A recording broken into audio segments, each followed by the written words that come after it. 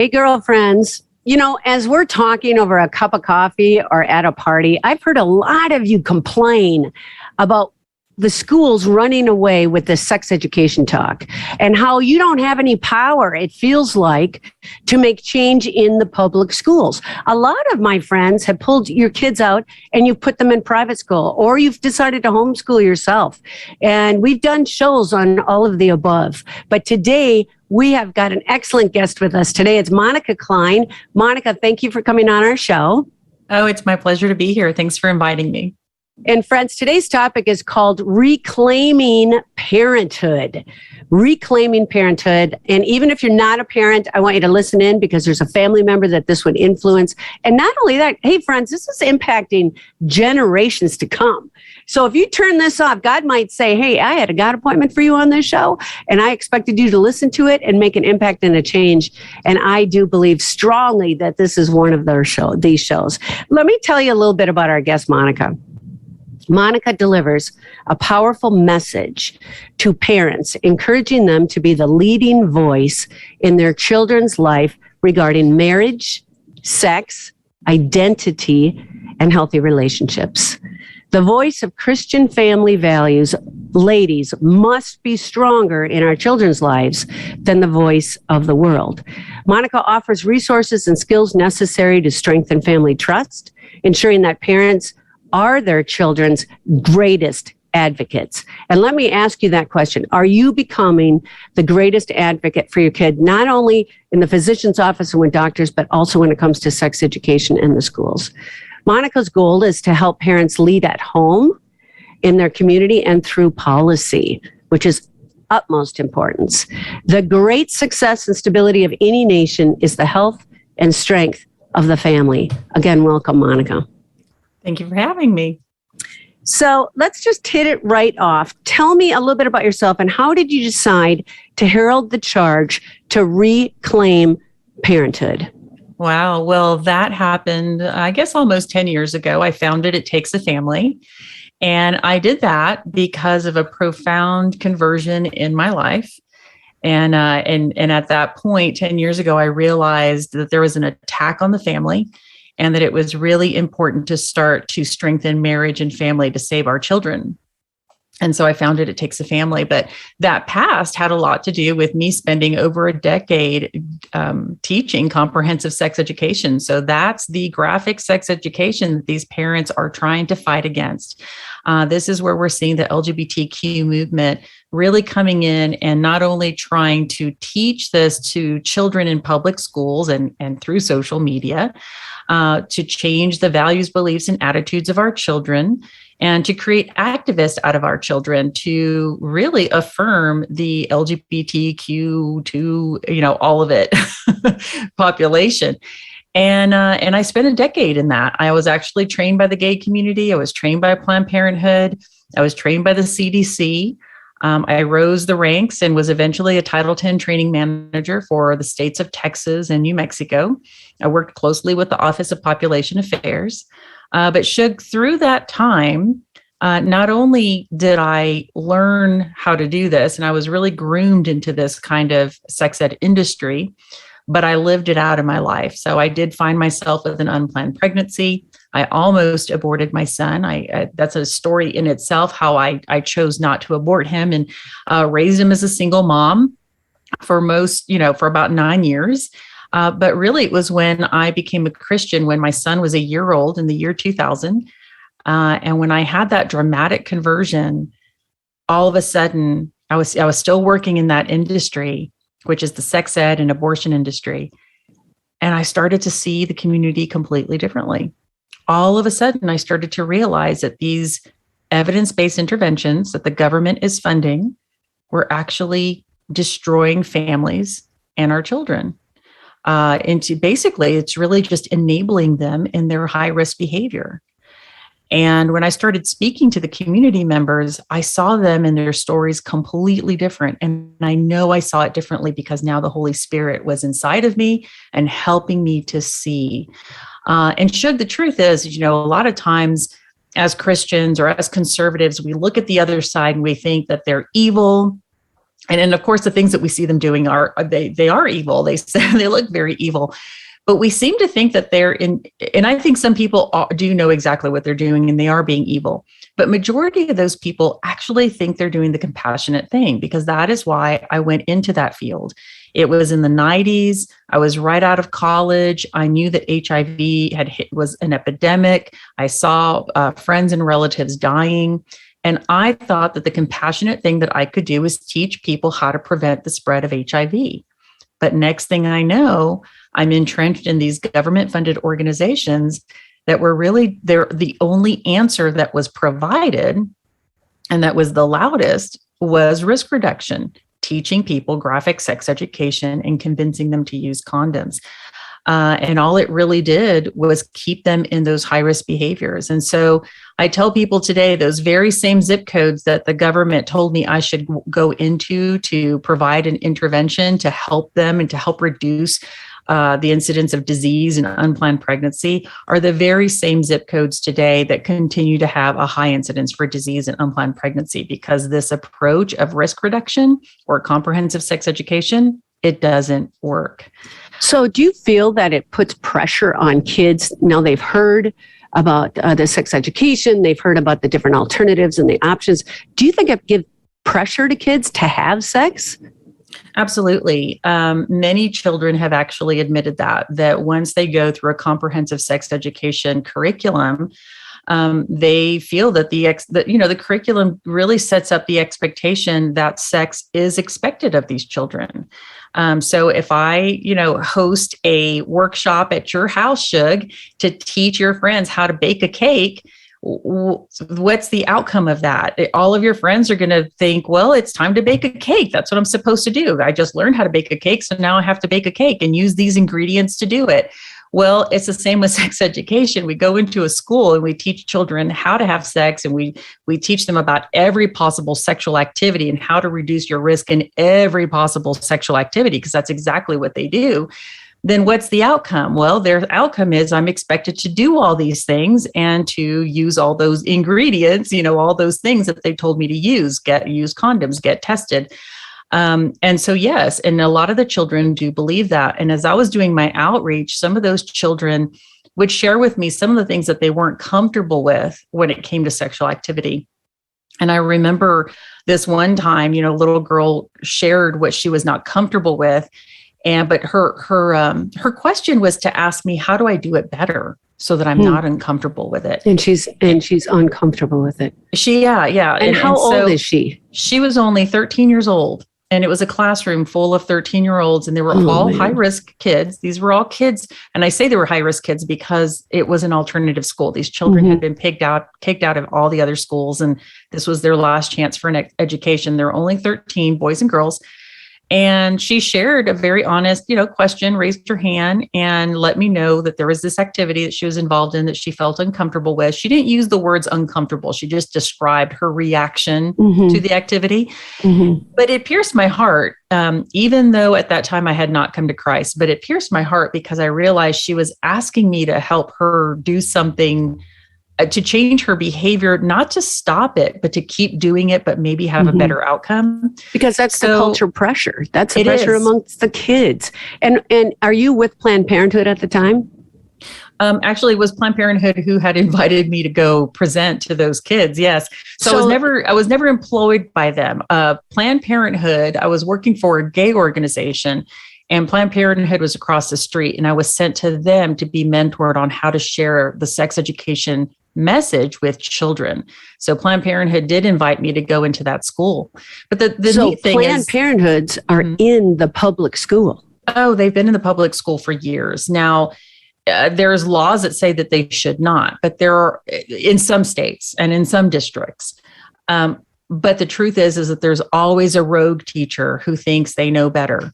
And that's exactly what was happening in the 90s. When I was in that class and in other classes in other districts around Texas, is there was a rogue teacher who thought they knew better, and they would sneak me in. And so I would teach the kids anyway. So yeah, it's definitely there. Planned Parenthood is the largest provider of sex education along with abortion, largest provider of abortion. And they really use sex education as the grooming tool, or let's even say the marketing tool, to prepare children to not only dehumanize themselves, but through the act of recreational sex, but then it becomes the next step. It's a natural next step for them to dehumanize the preborn child. So as sex educators in comprehensive, very graphic sex education are teaching these children, they become desensitized. And that's the whole point. That's what Planned Parenthood taught me. They said, you need to desensitize these children so that they're comfortable talking about these things and doing these things. And it really, basically, as these children begin to objectify themselves, and obviously it's affecting their emotions, their bodies, now it doesn't seem so out of the ordinary for them to dehumanize the preborn child through abortion. Which and it just actually breaks my heart. Yeah, and it becomes an automatic belief. Like, it's just, no one thinks in that world, no one thinks of abortion any differently other than that's the next natural step after getting pregnant. And friends, I really encourage you to listen. We had Abby Johnson on, and then there were none. Find the episode. We'll post it below if you're watching on YouTube. And I really want you to listen to both part 1 and 2 of that, as she goes into the description of what actually happens during an abortion and the lies that Planned Parenthood were putting in their clients' ears. You had told us as well, I had heard you on an interview that said parents are a barrier to service. Who said that, and why did they say that? So in my many years of working alongside Planned Parenthood, eventually as a Title X training manager, which is family planning, my job was to train family planning clinics, of which Planned Parenthood they received Title X funds. So I'm training Planned Parenthoods all over Texas and New Mexico.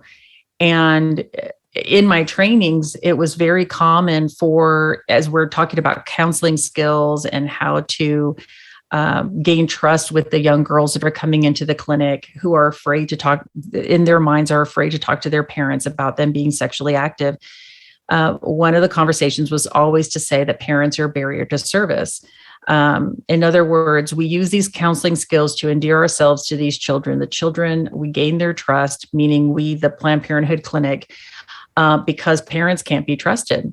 And as soon as a parent knows that their child is coming to a Planned Parenthood, then they never see that child again, because naturally the parent they're aware now, and they start protecting that child, and they're not going to let them go to the clinic, and they're not going to let them be sexually active either, most parents.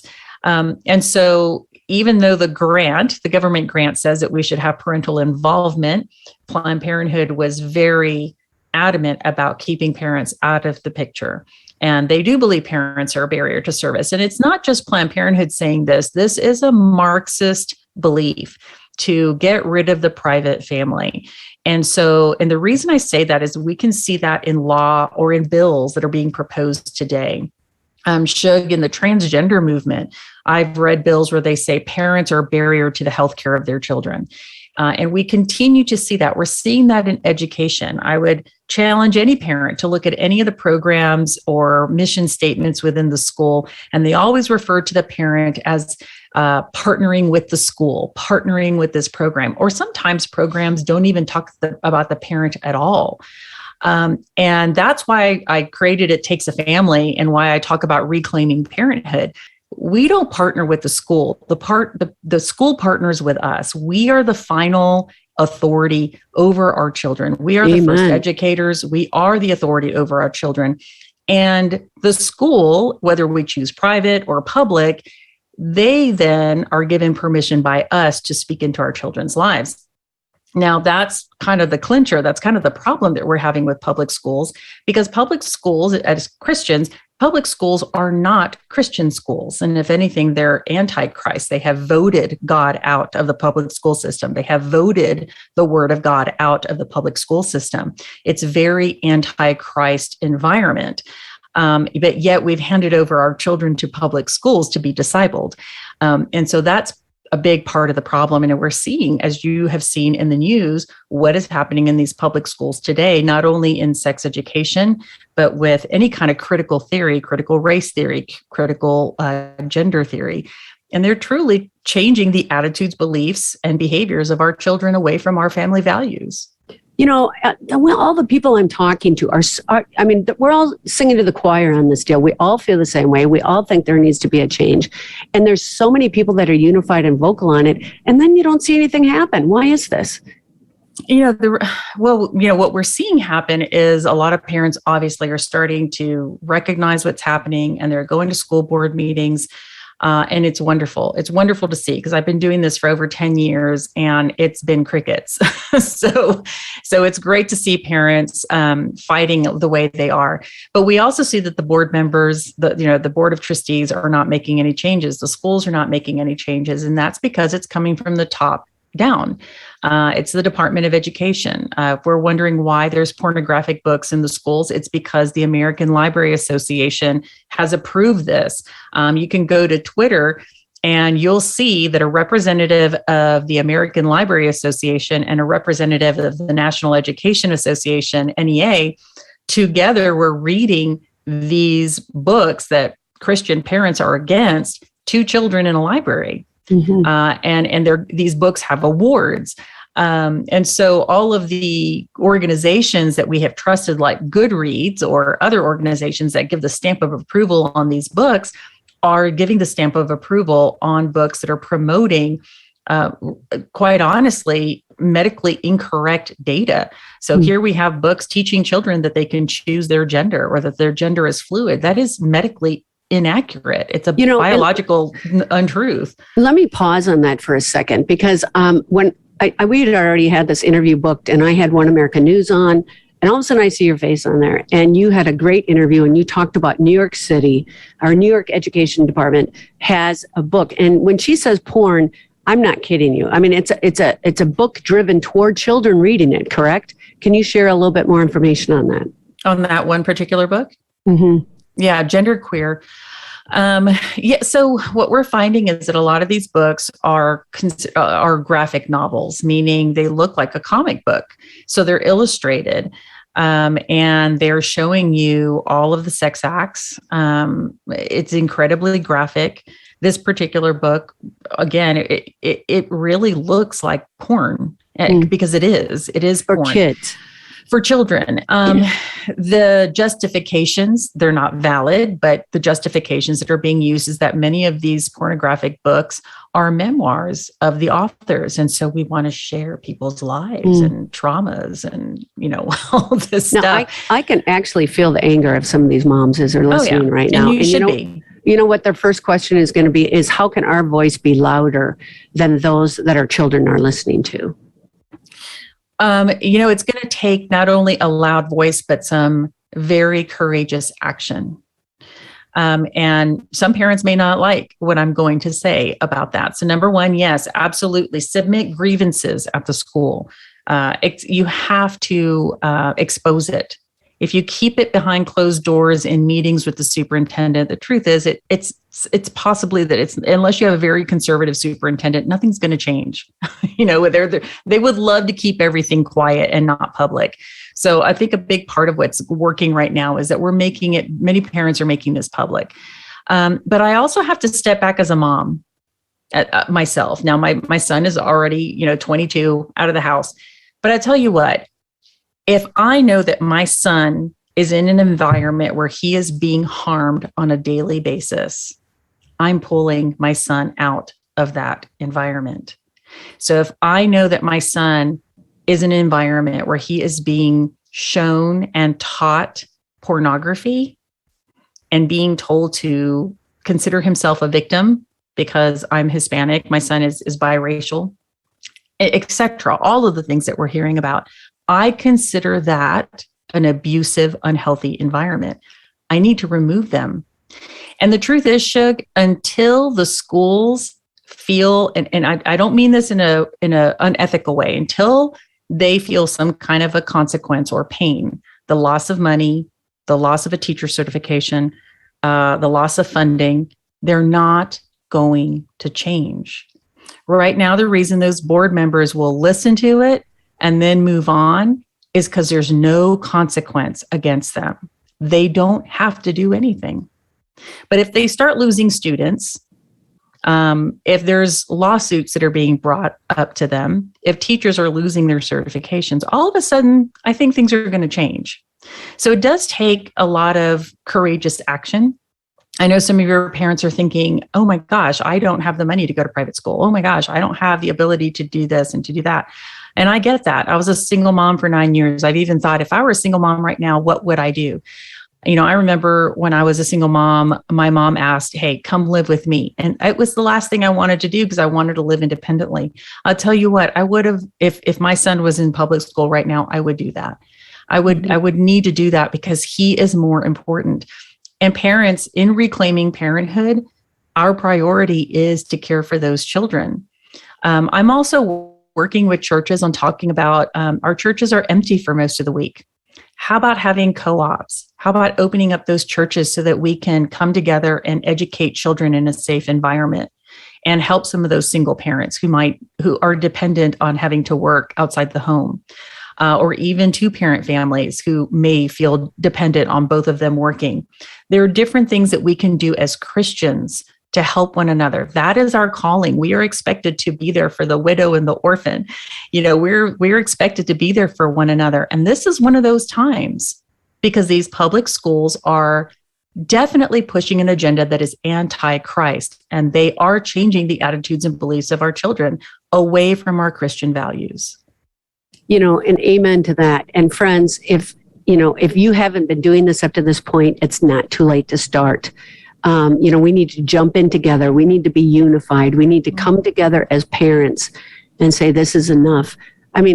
Things have gotten so crazy. 10 years ago, we would have never thought that this was even a conversation. And I think it's important to have awareness, to have an open heart, but not where you're telling the kids at such an early, ripe age, as well as those books that look like cartoons, but they're really porn. This is wrong. And we as Christians, where are we, moms? We need to stand up and say something. Get unified with other like-minded people and see what you can do to make a change, for sure. You had shared that parents are at the forefront of current battles within schools, legislatures who are forcing inappropriate and harmful curriculums on kids. What can we do in the legislature to make an impact? There's many things that we can do. And I like what you just said, Shug, is that when you start battling this in your school, mom and dad, you can't do this alone. You have got to come together with some like-minded people, other Christians as well, because this is a spiritual battle. You will be attacked, and you need to prepare yourselves for that. And the first thing I tell parents is protect your marriage and protect your children. Even in this fight, do not neglect your marriage or your children, because the enemy will attack your family for doing Excellent this. Advice. So always come together. I reach out to churches and pastors as often as possible. I don't always get a good response, but sometimes I do. And so we need the backing of the church, and we need a group of people, the family of Christ, to come together to fight together in this. Yes. In legislation, though, we have obscenity laws. We have obscenity laws that tell us that we're not allowed to show obscene material to children. So there's that law. Mm-hmm. Here's the problem. 43 states have an obscenity exemption. And that means that it's not considered obscene once it's in the library or in a school. We need to repeal the obscenity exemptions in those states. So work actively with your legislators to remove and repeal that exemption and allow the laws against obscenity to remain. And that schools and libraries are no longer protected from that. Yes. Some people say this is a First Amendment right to have these books. These are obscene books. So that's not a right. Well, friends, I'm so thankful that you came on. Monica Cline, I'm so thankful. It Takes a Family. You guys, please find her at ittakesafamily.org and monicacline.com. You know I love you. This is Shugbury, over and out.